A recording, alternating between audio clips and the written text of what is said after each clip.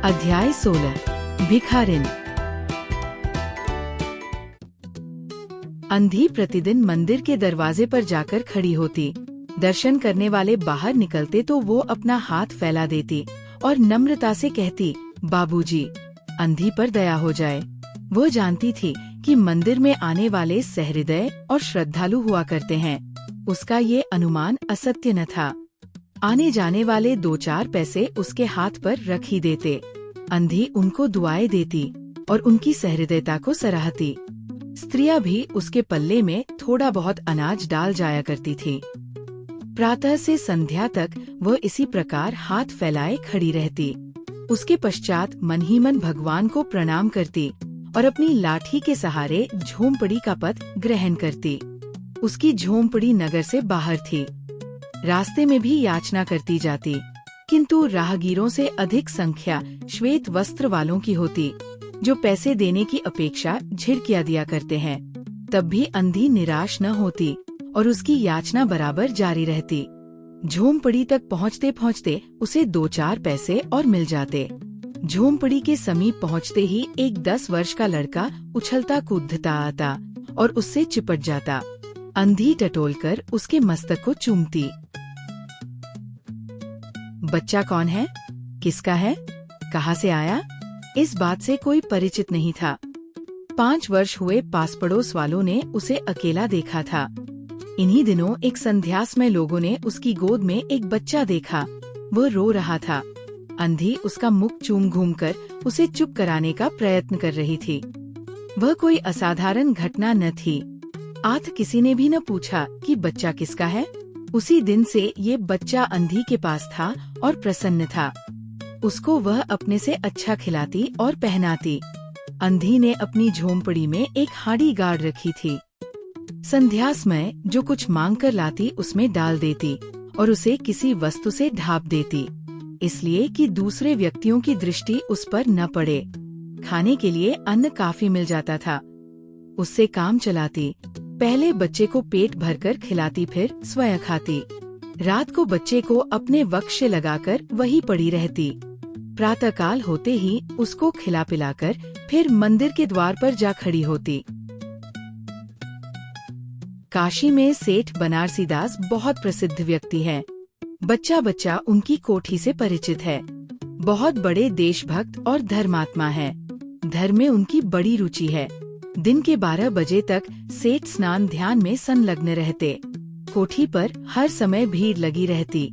कर्ज के इच्छुक तो आते ही थे, परंतु ऐसे व्यक्तियों का भी तांता बंधा रहता जो अपनी पूंजी सेठ जी के पास धरोहर के रूप में रखने आते थे। सैकड़ों भिखारी अपनी जमा पूंजी इन्हीं सेठ जी के पास जमा कर जाते। अंधी को भी ये बात ज्ञात थी, किंतु पता नहीं अब तक वह अपनी कमाई यहाँ जमा कराने में क्यों हिचकिचाती रही। उसके पास काफी रुपए हो गए थे। हांडी लगभग पूरी भर गई थी। उसको शंका थी कि कोई चुरा न ले। एक दिन संध्या समय अंधी ने वो हांडी उखाड़ी और अपने फटे हुए आंचल में छिपाकर सेठ जी की कोठी पर पहुंची। सेठ जी बही खाते के पृष्ठ उलट रहे थे। उन्होंने पूछा, क्या है बुढ़िया। अंधी ने हांडी उनके आगे सरका दी और डरते डरते कहा, सेठ जी, इसे अपने पास जमा कर लो। मैं अंधी अपाहिज कहाँ रखती फिरूंगी। सेठ जी ने हांडी की ओर देखकर कहा, इसमें क्या है। अंधी ने उत्तर दिया, भीख मांग मांग कर अपने बच्चे के लिए 2-4 पैसे संग्रह किए हैं। अपने पास रखते डरती हूँ। कृपया इन्हें आप अपनी कोठी में रख लें।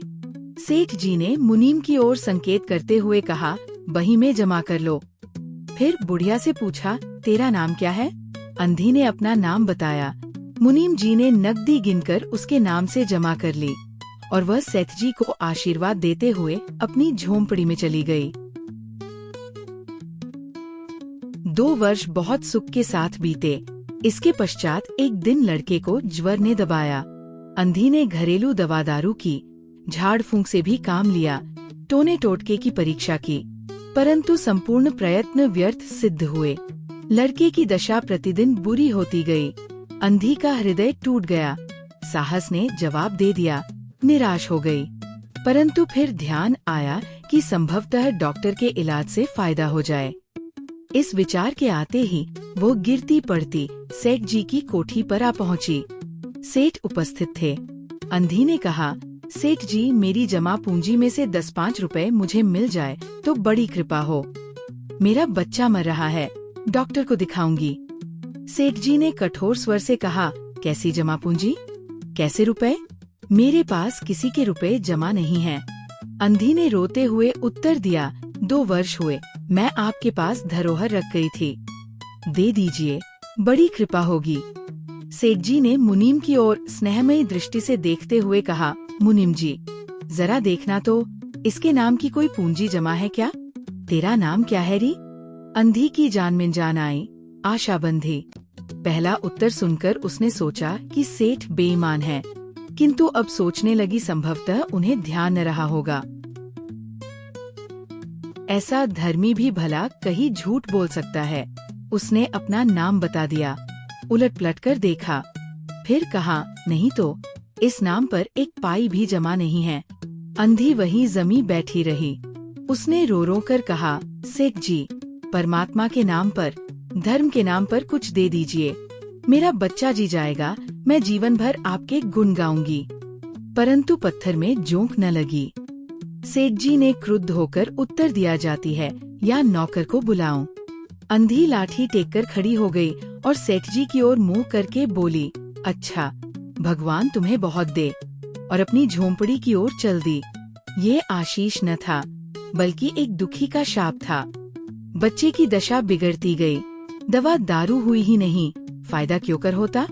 एक दिन उसकी अवस्था चिंताजनक हो गई। प्राण के लाले पड़ गए।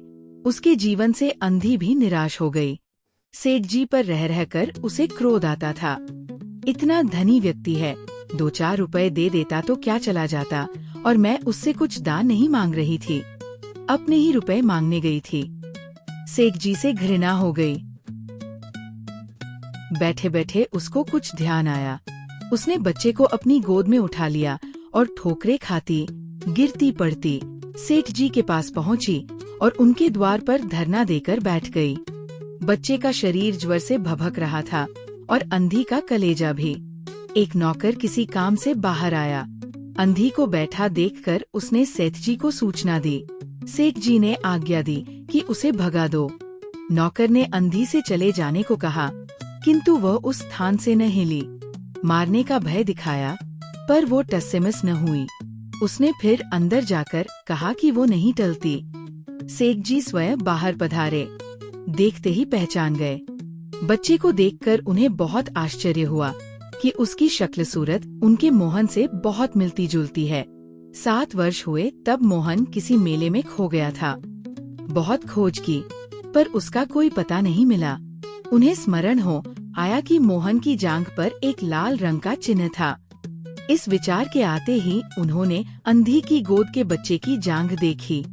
चिन्ह अवश्य था, परंतु पहले से कुछ बड़ा। उनको विश्वास हो गया कि बच्चा उन्हीं का है। तुरंत उसको छीनकर अपने कलेजे से चिपका लिया। शरीर ज्वर से तप रहा था। नौकर को डॉक्टर लाने के लिए भेजा और स्वयं मकान के अंदर चल दिए। अंधी खड़ी हो गई और चिल्लाने लगी, मेरे बच्चे को न ले जाओ, मेरे रुपए तो हजम कर गए, अब क्या मेरा बच्चा भी मुझसे छीनोगे? सेठ जी बहुत चिंतित हुए और कहा, बच्चा मेरा है, यही एक बच्चा है, 7 वर्ष पूर्व कहीं खो गया था, अब मिला है, सो इसे कहीं जाने नहीं दूंगा और लाख यत्न करके भी इसके प्राण बचाऊंगा। अंधी ने एक जोर का ठहाका लगाया, तुम्हारा बच्चा है, इसलिए यत्न करके भी उसे बचाओगे। मेरा बच्चा होता तो उसे मर जाने देते, क्यों? ये भी कोई न्याय है? इतने दिनों तक खून पसीना एक करके उसको पाला है, मैं उसको अपने हाथ से नहीं जाने दूंगी। सेठ जी की अजीब दशा थी। कुछ करते धरते बन नहीं पड़ता था। कुछ देर वहीं मौन खड़े रहे, फिर मकान के अंदर चले गए। अंधी कुछ समय खड़ी रोती रही, फिर वह भी अपनी झोंपड़ी की ओर चल दी। दूसरे दिन प्रातःकाल प्रभु की कृपा हुई। दवा ने जादू का सा प्रभाव दिखाया। मोहन का ज्वर उतर गया। होश आने पर उसने आंखें खोली तो सर्वप्रथम शब्द उसकी जबान से निकला, माँ। चहोर अपरिचित शक्लें देखकर उसने अपने नेत्र फिर बंद कर लिए। उस समय से उसका ज्वर फिर अधिक होना आरंभ हो गया। मामा की रट लगी हुई थी। डॉक्टरों ने जवाब दे दिया। सेठ जी के हाथ पांव फूल गए। चहोर अंधेरा दिखाई पड़ने लगा। क्या करूं? एक ही बच्चा है, इतने दिनों बाद मिला भी तो मृत्यु उसको अपने चंगुल में दबा रही है। इसे कैसे बचाऊं? सहसा उनको अंधी का ध्यान आया। पत्नी को बाहर भेजा कि देखो कहीं वो अब तक द्वार पर न बैठी हो, परंतु वो वहाँ कहाँ। सेठ जी ने फिटन तैयार कराई और बस्ती से बाहर उसकी झोंपड़ी पर पहुँचे। झोंपड़ी बिना द्वार के थी। अंदर गए, देखा अंधी एक फटे पुराने टाट पर पड़ी है और उसके नेत्रों से अश्रुधारा बह रही है। सेठ जी ने धीरे से उसको हिलाया। उसका शरीर भी अग्नि की भांति तप रहा था। सेठ जी ने कहा, बुढ़िया, तेरा बच्चा मर रहा है। डॉक्टर निराश हो गए। रह रह कर वो तुझे पुकारता है। अब तू उसके प्राण बचा सकती है। चल और मेरे नहीं नहीं अपने बच्चे की जान बचा ले। अंधी ने उत्तर दिया, मरता है तो मरने दो, मैं भी मर रही हूँ। हम दोनों स्वर्गलोक में फिर माँ बेटे की तरह मिल जाएंगे। इस लोक में सुख नहीं है, वहाँ मेरा बच्चा सुख में रहेगा। मैं वहाँ उसकी सुचारू रूप से सेवा शुश्रूषा करूँगी। सेठ जी रो दिए। आज तक उन्होंने किसी के सामने सिर न झुकाया था, किंतु इस समय अंधी के पांवों पर गिर पड़े और रो रो कर कहा, ममता की लाज रख लो, आखिर तुम भी उसकी माँ हो। चलो, तुम्हारे जाने से वह बच जाएगा। ममता शब्द ने अंधी को विकल कर दिया। उसने तुरंत कहा, अच्छा चलो। सेठ जी सहारा देकर उसे बाहर लाए और फिटन पर बैठा दिया। फिटन घर की ओर दौड़ने लगी। उस समय सेठ जी और अंधी भिखारिन दोनों की एक ही दशा थी। दोनों की यही इच्छा थी कि शीघ्र से शीघ्र अपने बच्चे के पास पहुंच जाए। कोठी आ गई। सेठ जी ने सहारा देकर अंधी को उतारा और अंदर ले गए। भीतर जाकर अंधी ने मोहन के माथे पर हाथ फेरा। मोहन पहचान गया कि उसकी माँ का हाथ है। उसने तुरंत नेत्र खोल दिए और उसे अपने समीप खड़े हुए देखकर कहा, माँ, तुम आ गई। अंधी भिखारिन मोहन के सिरहाने बैठ गई और उसने मोहन का सिर अपनी गोद में रख लिया। उसको बहुत सुख अनुभव हुआ और वह उसकी गोद में तुरंत सो गया। दूसरे दिन से मोहन की दशा अच्छी होने लगी और 10-15 दिन में वह बिल्कुल स्वस्थ हो गया। जो काम हकीमों के जोशानदे, वैद्यों की पुड़ियों और डॉक्टरों के मिक्सचर न कर सके, वो अंधी की स्नेहमयी सेवा ने पूरा कर दिया। मोहन के पूरी तरह स्वस्थ हो जाने पर अंधी ने विदा मांगी। सेठ जी ने बहुत कुछ कहा कि वो उन्हीं के पास रह जाए, परंतु वो सहमत न हुई। विवश होकर विदा करना पड़ा। जब वह चलने लगी तो सेठ जी ने रुपयों की एक थैली उसके हाथ में दे दी। अंधी ने मालूम किया, इसमें क्या है? सेठ जी ने कहा, इसमें तुम्हारी धरोहर है, तुम्हारे रुपए, मेरा वह अपराध। अंधी ने बात काटकर कहा, ये रुपए तो मैंने तुम्हारे मोहन के लिए संग्रह किए थे, उसी को दे देना। अंधी ने थैली वही छोड़ दी और लाठी टेकती हुई चल दी। बाहर निकलकर फिर उसने उस घर की ओर नेत्र उठाए। उसके नेत्रों से अश्रु बह रहे थे, किंतु वह एक भिखारिन होते हुए भी सेठ से महान थी। इस समय सेठ याचक था और वह दाता थी।